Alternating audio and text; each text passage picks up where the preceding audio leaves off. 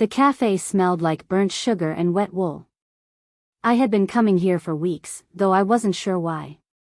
Not the coffee, though the espresso was tolerable, but the quiet corners and the way she moved behind the counter, methodical, like she knew everything and nothing at once. She glanced up the moment I slid onto the stool at the end of the counter, the one near the cracked window. "The usual?" she asked, tilting her head just enough that a stray curl fell over her forehead. I nodded, even though I wasn't sure she'd remember. But she did.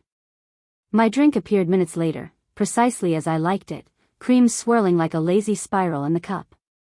I caught her watching me fold a napkin over my hands, the way I always did when I wasn't sure what to do with them.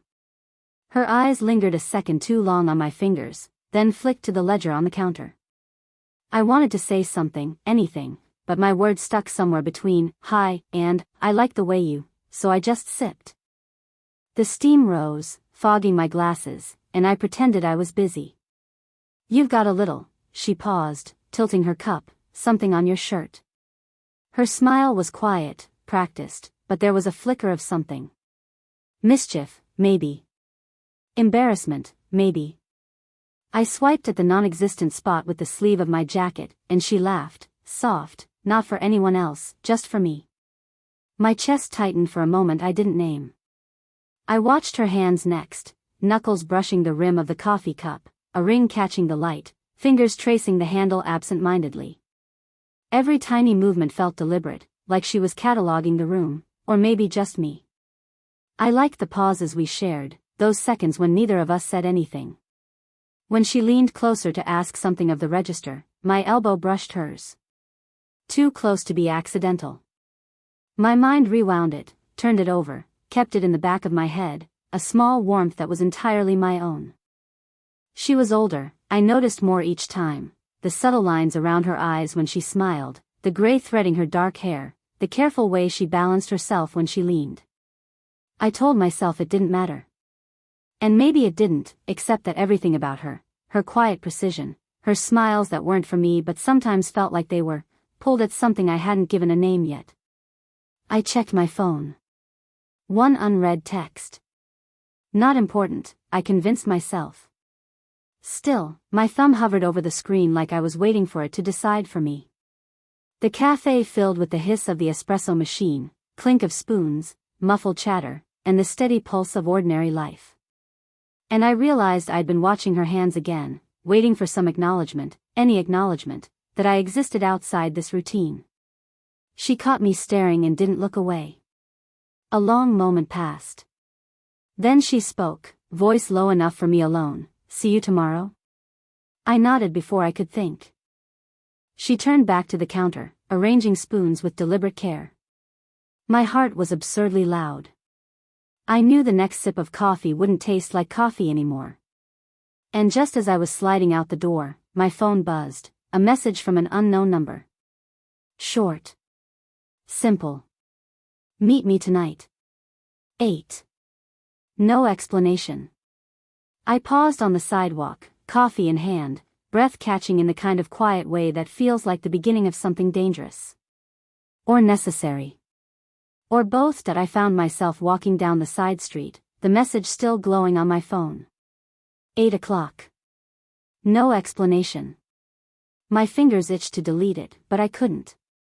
Not yet.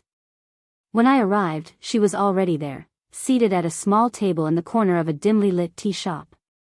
The kind of place that smelled of old wood and jasmine, where the clock ticked just a little too loud.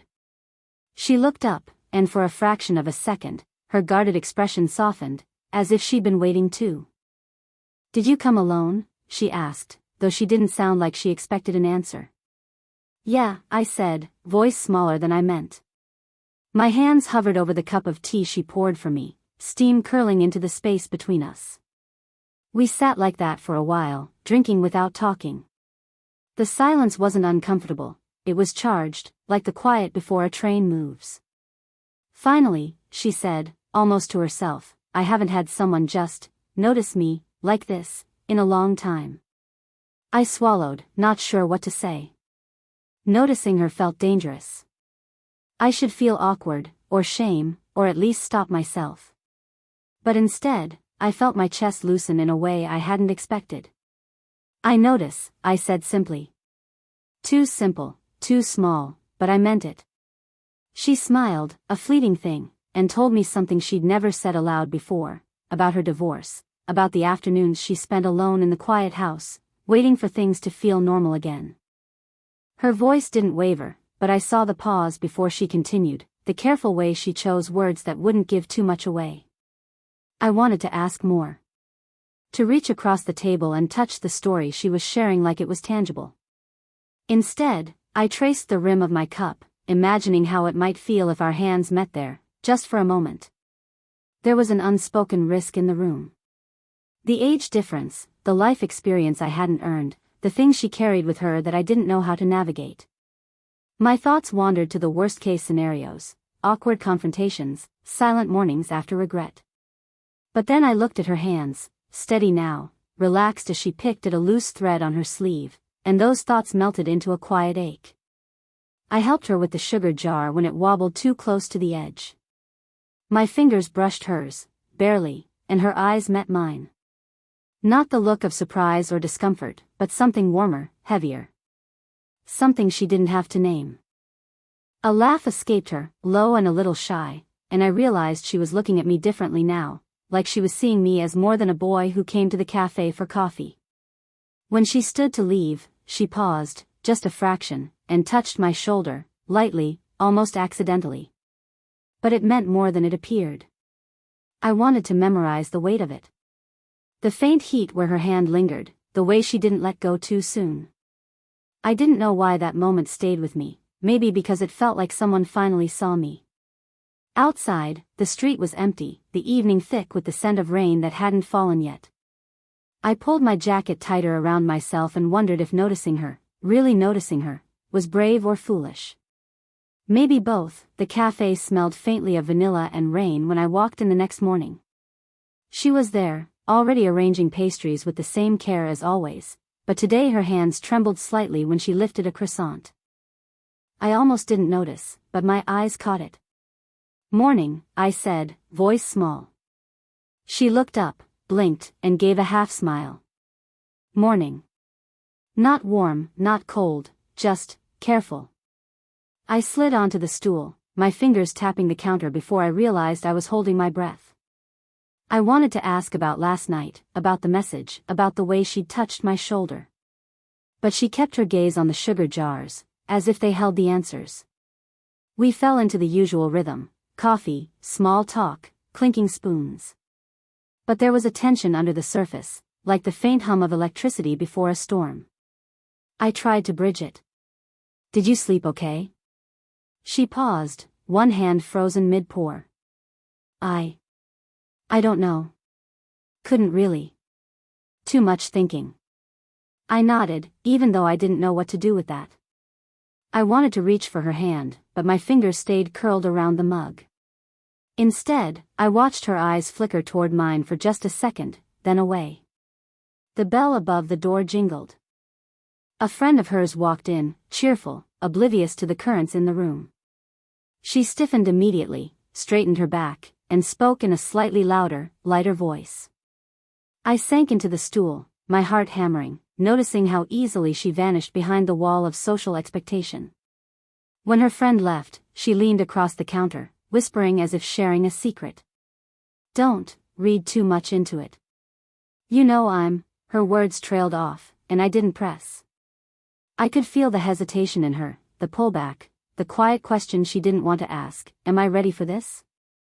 I traced a ring on my finger, watching her hands as she arranged spoons again.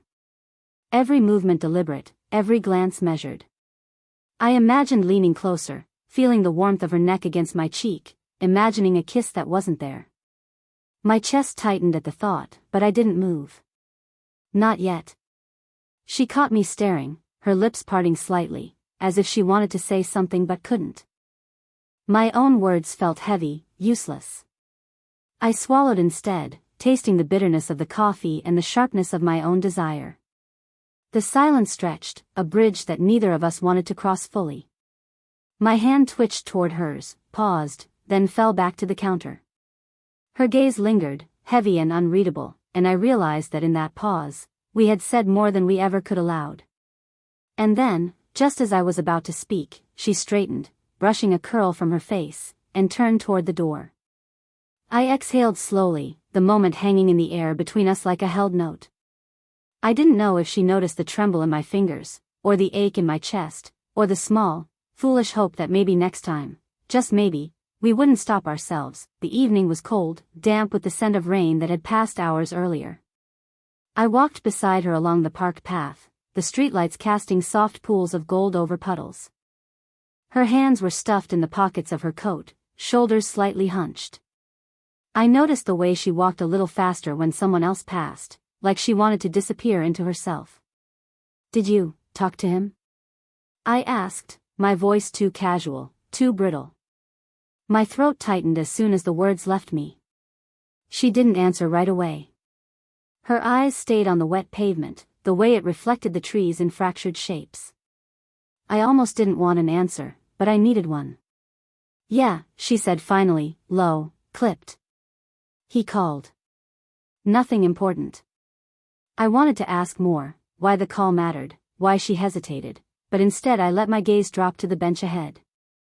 It was empty, the kind of bench that invited confession without forcing it.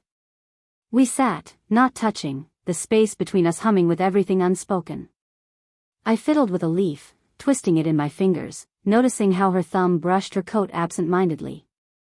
"I shouldn't be feeling this," she said suddenly, voice breaking the silence. "I know it's complicated." I didn't speak. My heart thudded, heavy, because I knew exactly what she meant. Complicated wasn't just the age difference, the divorce, the cautious steps we'd taken. Complicated was us, quiet, slow, and terribly, impossibly close. Her eyes flicked toward me, searching, hesitant, and I realized she was weighing something she hadn't said. Something she might never say. I think I'd ruin it if I tried." Her words barely rose above the whisper of leaves in the trees. She exhaled sharply, and I saw the small tremor in her hands. I wanted to reach out. I wanted to take that tremor and hold it, steady it, make it mine. But instead, I let my hand hover over the space between us, too aware that even a small movement could shatter the fragile calm. "Maybe," I said slowly, "maybe we're already ruined, or maybe we're not. I don't know." She laughed, soft and hollow, shaking her head. "I don't want to ruin anything. Not this. Not us." We sat like that for a long moment, the city quiet around us. My chest ached from restraint. I wanted to lean closer, to close the gap, but something in her still held me back. Finally, she stood, brushing off invisible dust from her coat. She glanced at me, lingering just enough for me to notice the tension in her jaw, the catch in her breath. "See you tomorrow?" she asked, but the words felt like a question that stretched farther than the answer she expected. I nodded, though my mouth wanted to say more. Something like, "I'm not sure I can wait." But the words stayed behind my teeth. And I realized that tonight, everything had shifted quietly, and I didn't know how to get it back, or if I even wanted to. The bench behind us looked smaller somehow, the distance between us larger than the streetlights made it seem. And I wondered, just for a fraction of a second, if she knew that the next time I reached for her, I might not stop. The next morning, the cafe felt different. I slid onto the usual stool, but she wasn't there yet. The counter gleamed in the early sunlight, spotless, but empty. I waited longer than usual, watching the door swing open, imagining her stepping in with her usual soft smile. But the bell didn't ring. When she finally arrived, she moved past me with quick, measured steps, barely meeting my eyes. "Sorry," she said, voice clipped. "Was delayed." And that was it. No conversation, no lingering glance, no shared warmth. I tried to fold into the routine, to sip my coffee and let the silence settle. But her absence, the small, intentional space she left between us, was like a sharp edge I couldn't ignore. My fingers tapped the counter, tracing the grain of the wood the way I traced her name in my mind. Later, she invited me to help carry some boxes from the storage room. I went, expecting the usual easy banter, the small moments where hands brushed and eyes lingered. But she was tense, precise, moving ahead of me as if I were invisible. I caught the faint scent of her perfume, usually comforting, now sharp, unfamiliar. When I asked lightly about last night's tea shop walk, she paused, lips pressed together. "I don't want to talk about it," she said finally, and the words landed like stones in the air. I nodded, swallowed. Her walls had risen again, silently, and I wasn't sure how, or if, I could reach them this time. I imagined all the reasons she might be pulling away: her ex who called last week, a child I hadn't known about, some memory I didn't fit into. Every possibility twisted into the next, leaving me dizzy and silent. I tried sending a text later, "Are you okay?" But the words felt too small, too weak. I deleted it before hitting send. Instead, I sat on my bed, thumb hovering over the keyboard, feeling the ache of anticipation without release. Days passed. I went to the cafe, watched her move behind the counter, but she avoided my eyes. I waited for a flicker of acknowledgement, some trace of the connection we had, but it never came. The little gestures, the touch on the shoulder, the shared laugh, the way she let me notice her, were gone. I didn't feel angry. I didn't even feel heartbroken. I felt paused. Like life forgot to finish the sentence. The space she left was not empty, it was waiting, silent, holding its own weight, and I wasn't sure I could carry it. I imagined knocking on her door, sending a message, breaking through the tension. But my hands stayed still. The cup of coffee cooled in front of me, untouched. The stool across from mine remained empty. And I realized that maybe the hardest part wasn't losing her. It was waiting in a limbo that had no name, no timeline, and no guarantee that she would return. The cafe lights hummed softly. The morning moved on without us, indifferent. And I sat there, thinking about what I couldn't say, and what I couldn't know, while the world carried on quietly around me. The apartment smelled faintly of garlic and onions. She was chopping vegetables at the counter, sleeves rolled up, hair pulled back in a loose knot. I hovered by the doorway, pretending to check my phone, though I hadn't opened it in minutes. "You're early," she said, voice low. Not accusatory, just noting. I wanted to make sure I came," I said, awkwardly, hands shoved into my pockets. My thumb traced the seam of my jeans. I wanted to step closer, to reach across the counter, but something stopped me. The air between us felt fragile, like moving too fast might shatter it. She glanced up, eyes soft but wary. "You don't have to say anything." "I get it." I wanted to argue. Wanted to tell her I hadn't understood until now how much I had been holding back. But the words lodged in my throat. Instead, I took a step closer, just one, and stood there, letting her see me. Let her weigh whether I was worth the risk. She sighed, a small exhale that carried months of tension. "I've been afraid," she said, chopping another carrot. Her knife paused midair. "Afraid of losing control. Afraid of making things messy." I nodded, though I wanted to shake my head. "I'm not asking for perfect. Just honest." Her hands hovered over the cutting board, fingers tightening slightly. Then, almost imperceptibly, she brushed her hand against mine. Not the touch of a stranger, not a casual accident, something deliberate, tentative. "I didn't think I could," she admitted, voice quieter now, more vulnerable.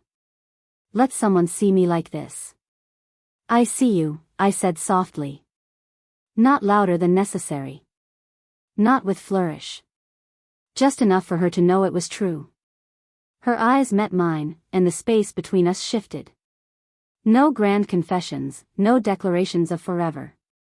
Just two people standing on the edge of something fragile, weighted with everything unspoken. The tension didn't vanish. It lingered like a held breath. But the choice had been made. We were here, together, taking the same small step, willing to risk a little of ourselves. She smiled, slow, careful, not exaggerated, and it reached her eyes. My chest loosened in the quiet. I leaned in just enough to brush her fingers with mine again, and she didn't pull away. Not completely. Not yet. But enough that it meant everything without needing words. Okay, she said softly, voice breaking the silence without breaking the moment. Okay, I echoed, letting it settle between us. A simple, human acknowledgement that we were present, that the pause had ended, that whatever came next would start here, quietly, honestly, without pretense. Outside, the city hummed on, oblivious to the small, careful surrender taking place in the apartment kitchen. Inside, everything felt possible. Fragile, yes. Real, absolutely. And enough, the cafe smelled like toasted bread and black coffee that morning, the same corner table waiting like it always had. I arrived at exactly 8:47 a.m., though she wasn't there yet. I set my cup down, letting the steam curl lazily into the air, and watched the door. She came in a few minutes later, coat damp from a light drizzle, hair slightly mussed from the wind. She smiled, just a small, private smile, the kind that felt like an inside joke between the world and her. I returned it, quietly, and for the first time in months, there was no pause, no hesitation, just the slow rhythm of routine shared. We sat across from each other, tea in her cup, black coffee in mine, and fell into the easy silence of morning spent together. Her hand brushed mine over the table while reaching for sugar, not by accident, not by design, just presence. I noticed the tremor in her fingers, the same one I had traced with my gaze weeks ago, and smiled inside. The bench near the window, where we had shared that hesitant walk months before, caught my eye. Outside, the city moved at its usual chaotic pace, but here, inside, everything felt deliberate, small, and measured. We had learned the rhythm together, the pauses, the small gestures, the way silence could speak more than words ever could. I never realized, she said, quietly, glancing at her tea, how much ordinary mornings could mean. Me neither, I admitted, eyes flicking to the steam rising from my cup. I felt the warmth of the moment settle like sun on my skin. Not perfect, but grounded. Not loud, but enough. Time moved differently now. Some mornings she arrived before me, some after. Sometimes we shared tea, sometimes we sipped our drinks in companionable quiet. We learned the small intimacy of routines, the way she twirled the spoon absent-mindedly, the way I folded my napkin just so. Life hadn't changed dramatically, it hadn't needed to, but the ordinary had become sacred. We walked past that same park bench sometimes, and I would notice how she lingered at the edge of the puddle reflections, smiling at nothing in particular. I remembered our first hesitant touch, the near confessions, and all the pauses in between. Every small risk had led to this quiet presence, this steady, human connection that required no grand declarations. I took her hand once, lightly, while leaving the cafe. She didn't pull away. She didn't squeeze it either. It was enough that our fingers met and stayed. That was our language now, soft, deliberate, entirely ours. And as we stepped out into the morning, the drizzle turning golden in the rising sun, I realized that quiet love was not in fireworks or confessions shouted across the world. It was in the timing of a glance, the weight of a hand resting briefly, and the shared knowledge that we had found each other among pauses, silences, and ordinary mornings. Only we would understand how full that was. Did this story stay with you? What kind of quiet, real love stories do you want to hear next?